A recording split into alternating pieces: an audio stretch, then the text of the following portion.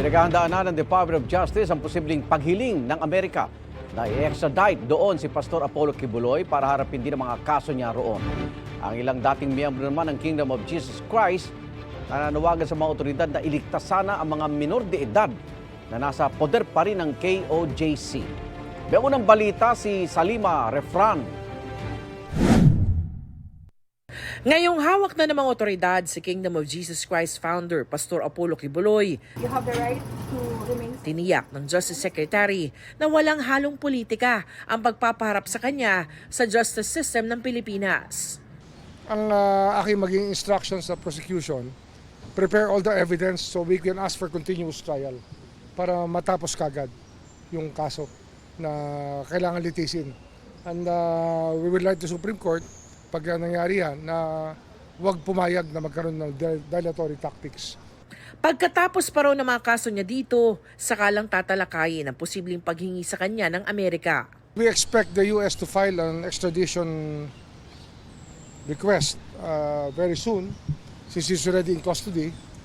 So, and remember, we have a treaty with the U.S. and it's part of the law of the land. We will have to play it out well. We have to study it properly so that we know what to do. Naharap sa sexual trafficking of minors, fraud, conspiracy, bulk cash smuggling at money laundering sa Amerika ang leader ng Kingdom of Jesus Christ o KOJC.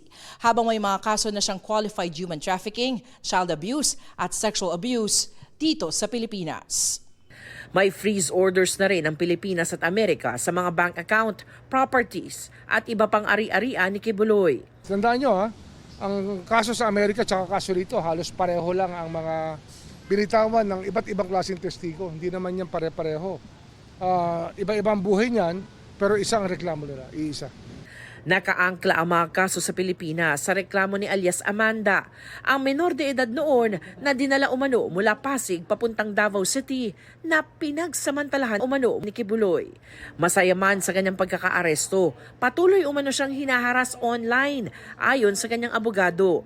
Dagdag nito, mailap man, tila nakakahabol na ang hustisya. Naghahanda na raw sila sa pagharap kay Kibuloy at iba pang kapwa-akusado sa korte. Pinag-aaralang ilagay siya sa Witness Protection Program ng Justice Department.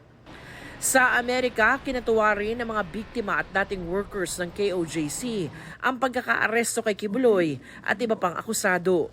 Pero panawagan nila, kami po ay nananawagan, umaapila po kami sa inyo na magpadala po kayo ng tulong. I-rescue po sana ng ating mga PNP, yung mga nandoon pa sa loob ng quarters ni Kibuloy, lalong-lalo na yung mga minors po. ito ang unang balita. Salima Refran para sa GMA Integrated News.